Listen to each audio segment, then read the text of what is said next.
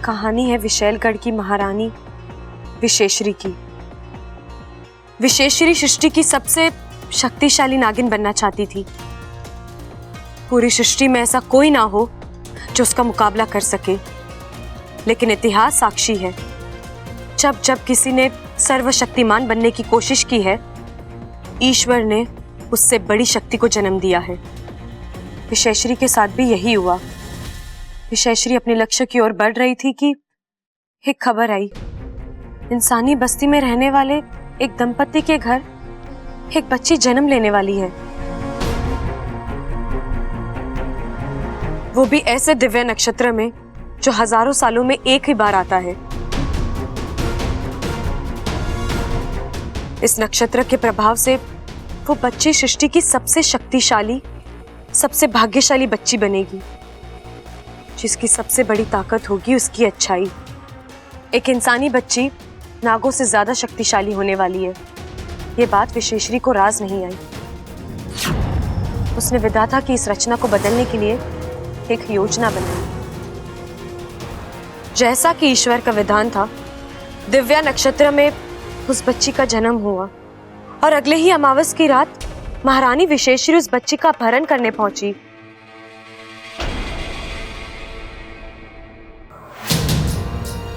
वो भविष्यवाणी सही थी। ये बच्ची वाकई में अद्भुत और दिव्य बच्ची लग रही है। ये पैदा भले ही इंसानी बस्ती में हुई हो, लेकिन पलेगी बढ़ेगी विशैलगढ़ में एक नागिन बनके।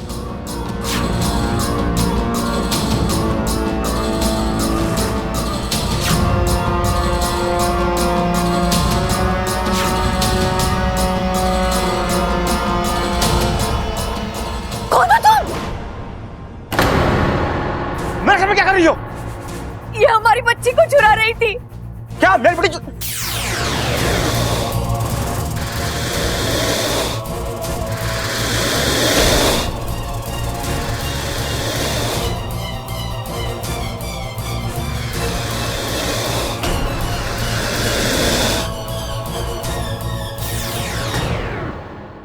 और महारानी विशेश्वरी उस बच्ची को विशैलगढ़ ले आई। उन्होंने ठान ली कि वो उस बच्ची को विशैलगढ़ की ताकत बनाएगी और नाग आत्मीकरण प्रक्रिया शुरू हो चुकी थी। लेकिन ये क्रिया विशैलगढ़ के नियमों के विरुद्ध थी। नागों के एक झुंड ने इस पर आपत्ति जताई। वो महारानी का विरोध करने पहुंचे। रुक जाइए महारानी जी, क्या कर रही हैं आप? ऐसा अनर्थ मत कीजिए। विशेश्वरी का जहर और विशेश्वरी का फैसला आज तक ना कोई काट पाया है ना कोई काट पाएगा। ये लड़की विशैलगढ़ में ही रहेगी और नागिन बनेगी। नमो देव्य नाग देव्य तक्षकाय सतंत्र नमः प्रहतः समिताम। नमो देव्य नाग देव्य तक्षकाय सतंत्र नमो देव्य नाग देव्य भाग सिपली, भाग।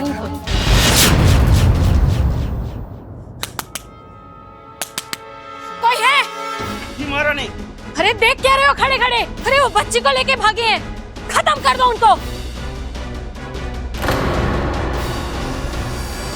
बच्चा मेरे को दे दे। रुक जा, रुक जा। छोड़ मुझे, छोड़ बच्ची को, छोड़ दो।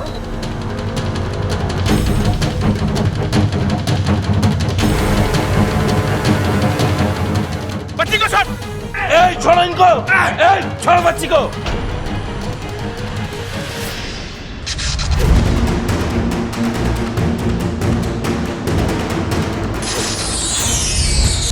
शशु, सुपली, जल्दी चलो, जल्दी कर। वो फिर से उस बच्ची को उसके माँ बाप से मिलवाना चाहते थे, लेकिन तब तक काफी देर हो चुकी थी। बच्ची इच्छाधारी नागिन बन चुकी थी। अब उसे फिर से इंसान बनाना तभी संभव था जब वो 21 साल की हो जाए। अब 21 साल तक इंतजार करना था। ऐसे में नागिन बनी उस बच्ची को ना इंसानी बस्ती में भेज सकते थे, ना उसे लेकर विशैलगढ़ वापस जा सकते थे।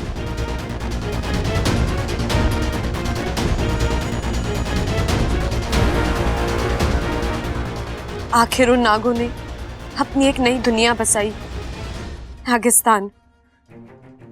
तभी से नागिस्तान और विशैलगढ़ की दुश्मनी चलती आ रही है। विशैलगढ़ वासियों को आज तक पता नहीं है कि नागिस्तान आखिर है कहाँ।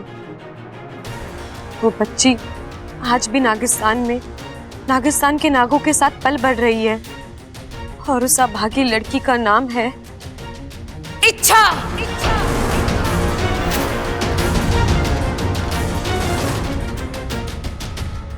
आखिर ऐसा क्या है इस किताब में जो अपनी जान जोखिम में डालकर यहां तक चली आई? हमें दो ये किताब। नहीं, मैं नहीं दूंगी।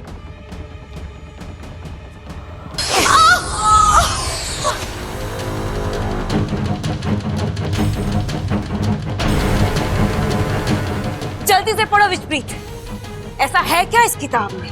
देखो, मैं यहाँ तुमसे लड़ने नहीं आई हूँ। मुझे बस ये किताब वापस दे दो। मुझे इस किताब का आखिरी पन्ना पढ़ना है, फिर मैं खुद यहाँ से चली जाऊंगी। यहाँ ना गाते तो अपनी मर्जी से, लेकिन जाते हमारी मर्जी से। तुम यहाँ से जिंदा वापस कभी नहीं जा पाओगी इच्छा। तुम यहाँ से जाओगी तो सिर्फ पाताल में।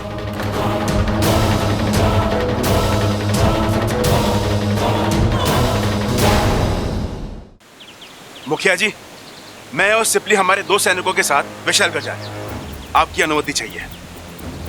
शेषु, विशैलगढ़ जैसी जगह 1-2 सैनिकों के साथ जाना खतरे से खाली नहीं है। हम अपनी सेना को आदेश देकर। इतना वक्त नहीं है हमारे पास मुखिया जी। इच्छा पहले ही वहां पहुंच चुकी है। इससे पहले कि उसकी जान को कोई नुकसान हो, हमें वहां पहुंचना होगा। आपको हमारी काबिलियत पर कोई शक तो नहीं है ना? कतई नहीं, बल्कि तुम जैसे जाबाज नाग ही नागिस्तान की असली ताकत हैं। अब वक्त आ गया है कि हम विशैलगढ़ को अपनी ताकत का परिचय दें। हम भी चलेंगे तुम्हारे साथ। चलो फिर विशैलगढ़ की ओर बढ़ें। जय नागोमी देव! जय नागोमी देव!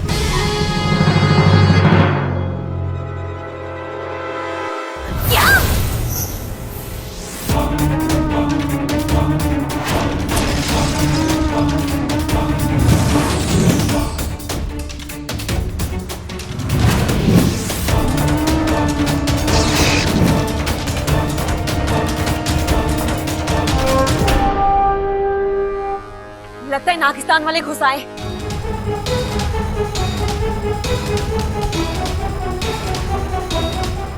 इच्छा, किताब छोड़ो।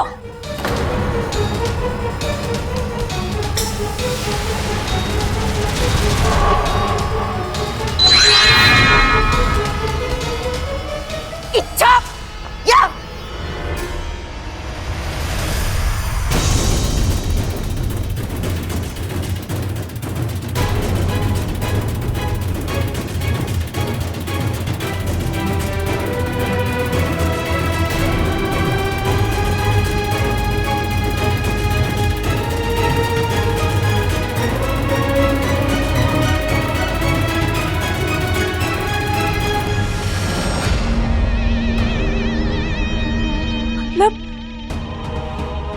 मतलब वो बच्ची,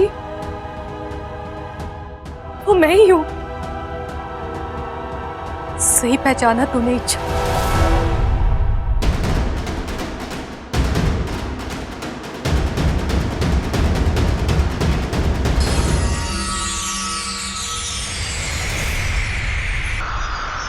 वो बच्ची तू ही है।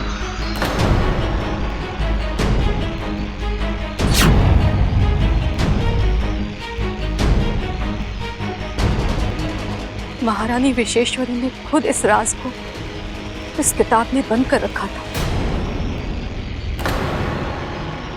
और कहा था कि यह किताब तुम्हारे अलावा कभी कोई नहीं खोल पाएगा।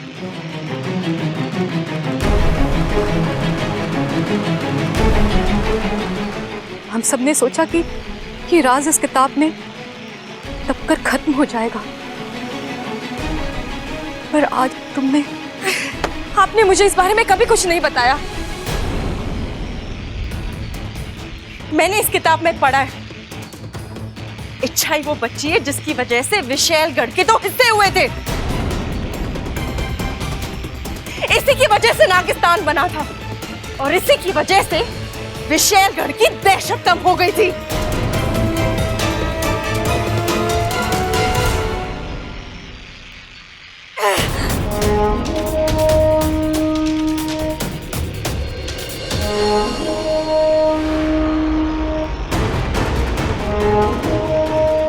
लगता है विशालगढ़ की सेना इसी तरफ आ रही है। शेषु सिपली, तुम लोग जल्दी यहां से निकलो, हम लोग इन्हें रोक के रखते हैं। चल चल। गुरुजी, अब हमें भी यहां से निकलना चाहिए।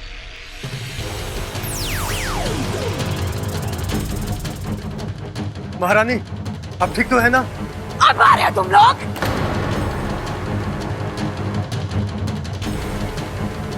अच्छा, अब हम तुम्हें नहीं छोड़ेंगे, नहीं छोड़ेंगे हम तुम्हें।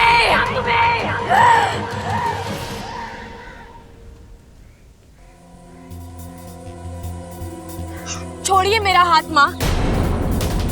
क्यों बचाया आपने मुझे? मर रही थी ना मैं, तो मरने दे दे। अच्छा, क्यों माँ?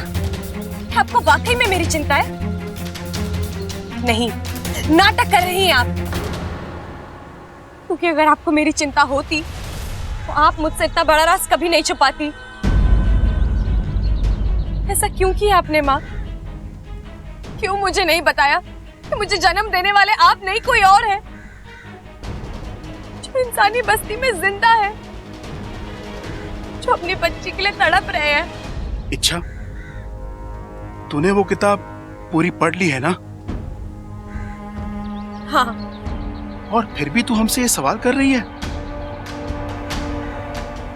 चल मान ले हम तुझे सच बता भी देते तो क्या हो जाता? क्या तू उनके पास वापस जा सकती थी? उनसे मिल सकती थी? नहीं, 21 साल तरसती रहती उनसे मिलने के लिए। हम बस यही तो नहीं चाहते थे, इसलिए हमने तुझे अपनी बेटी माना। एक साधारण नागिन की साधारण जिंदगी दी तुझे। अब तू ही बता, हमने क्या गलत किया? क्या हमने तुझे सगे माँ बाप का प्यार नहीं दिया? क्या हमने तुझे अच्छे संस्कार नहीं दिए? एक पल के लिए हम थोड़े से स्वार्थी भी हो गए थे। तुझे सगी बेटी जैसा प्यार करते करते तुझे अपनी बेटी मानने लग गए थे। डरते थे कि कहीं तुझे सच्चाई पता चल गई तो तू हमें छोड़कर चली गई तो? हमारी ममता के आगे हम मजबूर थे। अब अगर फिर भी तुझे लगता है कि हम गलत थे तो ठीक है, तुझे जो फैसला करना है कर ले। इच्छा, सगे ना सही, हम तेरे माँ बाप जरूर थे, हैं। आज भी तेरे हर फैसले में हम तेरे साथ खड़े होंगे। चलो सिपली।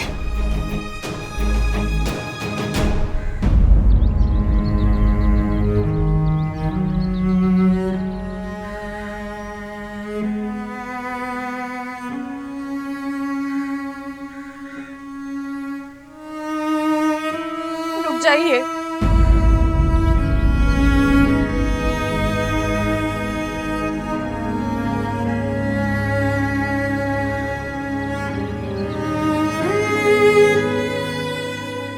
मुझे बेटी कहते हैं ना, अपनी ही बेटी को अब तक जान भी नहीं पाए। आपने ये कैसे सोच लिया कि सच्चाई जानने के बाद मैं आपको छोड़कर चली जाती? मैं नहीं जानती मुझे जन्म देने वाले मेरे माँ पिता कौन है, कहाँ है। मैंने उन्हें नहीं देखा। मैंने बचपन से देखा है तो बस आपको। मेरे लिए मेरे माँ पिताजी आप ही है और हमेशा आप ही रहेंगे। दुनिया की कोई मजबूरी, कोई गलतफहमी, कोई राज कुछ नहीं आ सकता हमारे बीच। आप दोनों और मैं, यही परिवार है हमारा। मैं आप दोनों को छोड़कर कभी नहीं जाऊंगी, कहीं नहीं जाऊंगी। अब तो आपको तसल्ली हो गई ना, या फिर भी मैं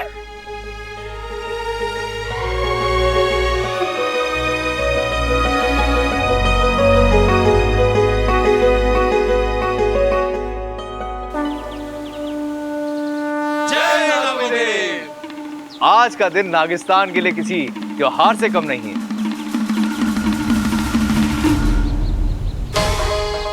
आज हमने फिर इच्छा को विशैलगढ़ से बचा लिया है।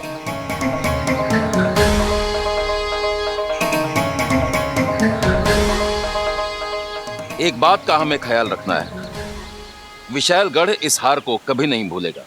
वो लौटकर हम पर हमला करेगा, तब हमें इसी एकता के साथ उनका सामना करना है।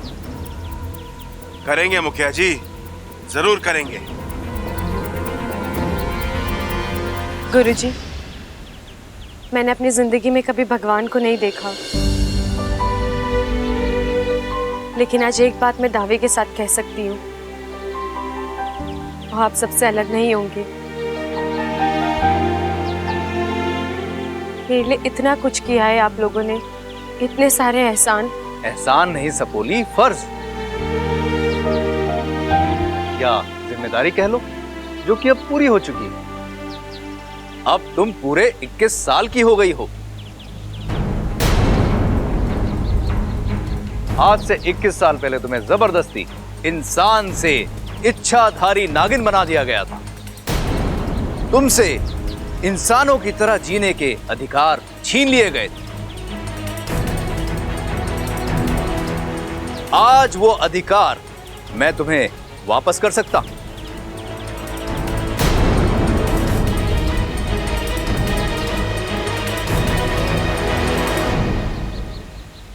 गुरुजी, इच्छा मैं तुम्हें नागिन से इंसान बना सकता हूं।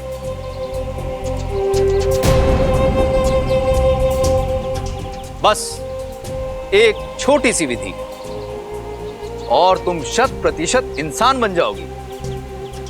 फिर इंसानी बस्ती में तुम्हारा घर होगा, इंसानी खुशियां होंगी, सुख दुख होंगे।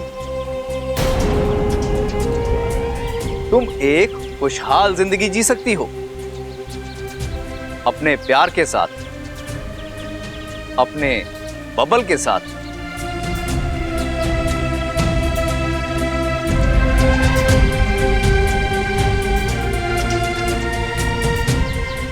लेकिन इसके लिए तुम्हें एक चीज का त्याग करना होगा। कौन सी चीज गुरुजी? नागिस्तान, नागिस्तान, नागिस्तान।